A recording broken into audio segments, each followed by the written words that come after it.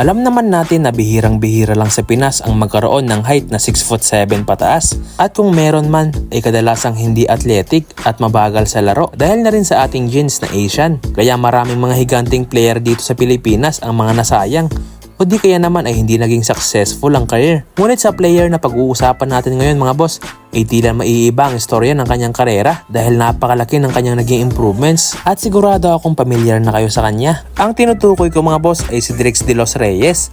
Siya ay unang nakilala noon at sumikat nang ma-featured siya ng HopX Basketball way back 2021 at makikita mo talaga sa mga panahong yon na hindi pa talaga siya ganun kahinog. Ngunit makalipas lang ang ilang taon ay kitang-kita na talaga sa kanya ang improvements.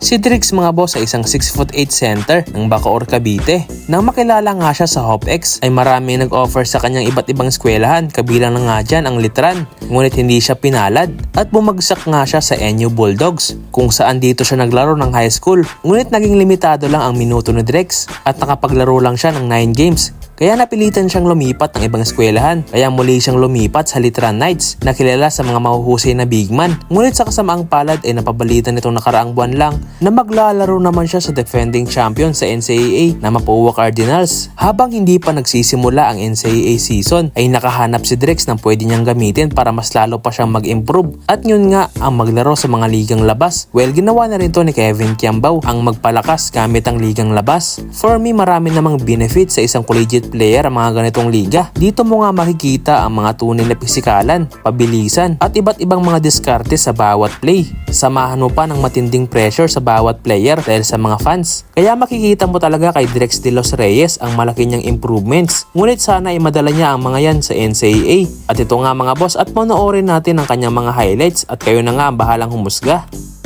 May napapansin ako Justin. New Era has Adams, right? Who's wearing number 88? Ang laki nito. Para sa Mapua Cardinals. Familiar with the coaching staff of the Mapua Cardinals. I was telling you earlier, di ba? Yeah. And the two coaches there, Coach Drake Santos and Coach finally, 3 minutes lang.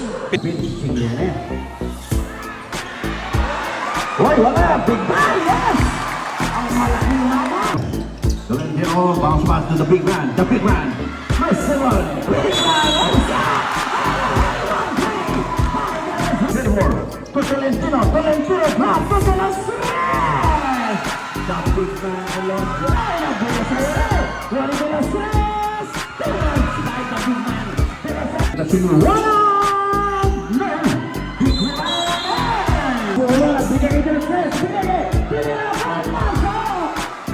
They're always in that next play mentality as Drix De Los Reyes. Kirayan na naman ng buhay yung pintura. Getting that O-Reb and the putback. De Los Reyes as we take a look at this instant replay. Break. Gets the turnover and the basket. We're back to a double-digit lead for the Cardinals. And if your big man is running games, and sulit na sulit yun. Kasi usually, ilang games lang ito. 23-point cushion here for Mapua. We'll be right back for more second quarter action. Take a look at this instant replay, no? Extra pass pa Nag-gamble na si TJ Adams. And that is your... Tyson Gomez. Makapasok.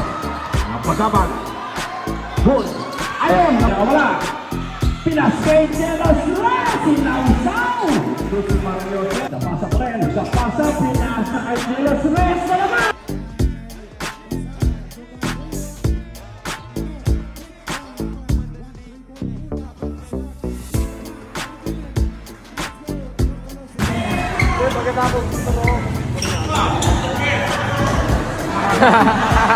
Texas Bowl.